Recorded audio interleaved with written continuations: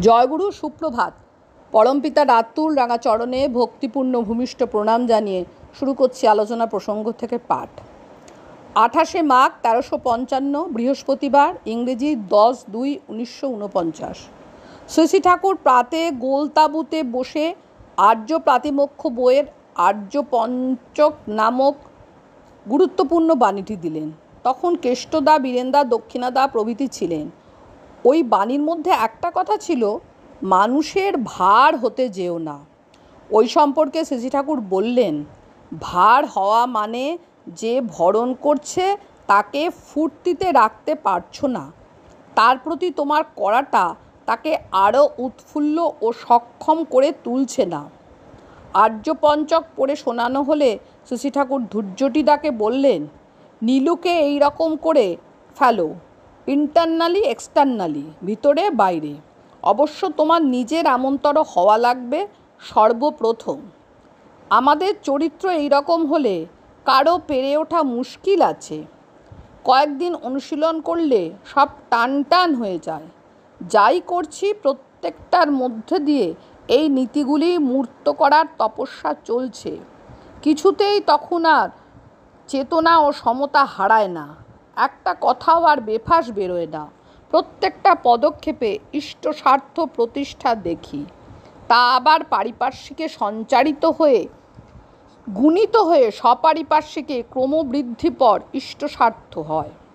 ইষ্ট প্রতিষ্ঠাপন্নতায় সক্রিয়ভাবে মশগুল হতে হতে চলে। জনৈক দাদা আসতেই শ্রী ঠাকুর প্রফুল্লকে আবার বাণীটা পড়তে বললেন। পড়া হলে শ্রী ঠাকুর বললেন, এই রকম হলে মানুষের চেহারাটা কেমন সৌম্য সুধী হয়। তখন প্রতিটি চলনে চমকে ওং তৎসৎ। তখন আপনার চলনা দেখে মানুষ বলবে, একটা মানুষ দেখে এলাম বটে। এগুলিকে বলে শীল। এর পরিপালনে মানুষটা কীরকম হয় কল্পনা করে দেখেন তো। ওই চরিত্র দিয়ে দুনিয়া জয় করা যায়। এই রকম একটি মেয়ে ছেলেকে কল্পনা করে দেখেন, তাকে মা বলে তার পায়ে লুটিয়ে পড়তে ইচ্ছা হবে। বিষয় সম্পদ সম্পর্কে কথা প্রসঙ্গে শ্রী ঠাকুর বললেন, তাঁরই সব, আমিও তাঁরই, কিন্তু তাকে বাদ দিয়ে নিজে তাঁর না হয়ে তাঁকে ভুলে তাঁর দেওয়া সম্পদকে যদি আপন করতে যাওয়া যায়, তার মালিক সাজতে যাওয়া যায়, তাতেই যত গোলমাল হয়। কথা প্রসঙ্গে শ্রী ঠাকুর বললেন, পঞ্চবহী, সপ্তার্চি, আর্যপঞ্চক এই কটা হলেই যথেষ্ট। মাত্র এই কটা মূর্ত করে তুলতে পারলেই হয়। এগুলি ভাবতেও চেহারাটা কেমন উজ্জ্বল হয়ে ওঠে। ইষ্টস্বার্থ প্রতিষ্ঠা সম্বন্ধে জনৈক দাদা প্রশ্ন করলেন, শ্রী ঠাকুর, ইষ্টস্বার্থ প্রতিষ্ঠাপন্ন না হলে কিছুই করতে পারবেন না, কোনো কাজ লাভজনক করার সাধ্যই থাকবে না। যে কোনো স্বার্থত আদর্শে মানুষ যদি সমগ্র সত্তা দিয়ে অ্যাক্টিভলি ইন্টারেস্টেড হতে পারে, তাহলেই সে প্রবল হবেই, কৃতি হবেই। নচেত দুনিয়ায় কত মানুষ পড়ে রয়েছে, কিন্তু এত বড় শক্তি কারণে যে ওই রকম আত্মদান ছাড়া নিজে থেকে একটা বড় কিছুই করতে পারে। এরপর কয়েকজন ভদ্রলোক আসলেন। একজন জিজ্ঞাসা করলেন, গুরু কৃপা ছাড়া কি মানুষ সৎভাবে চলতে পারে? শ্রী ঠাকুর, তাঁর স্বার্থই যে ওই। কথাগুলো গুরু আপনাকে কতখানি ভালোবাসেন সেটা আপনার সম্পদ নয়, আপনি কতখানি ভালোবাসেন তাকে সক্রিয়ভাবে, সেইটি আপনার সম্পদ।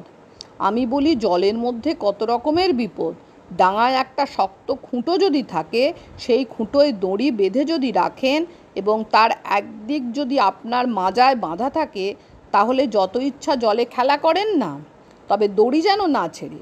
সদ্গুরু হলেন ওই খুঁটো, আর দড়ি হলো তার প্রতি আপনার অকাট্য টান।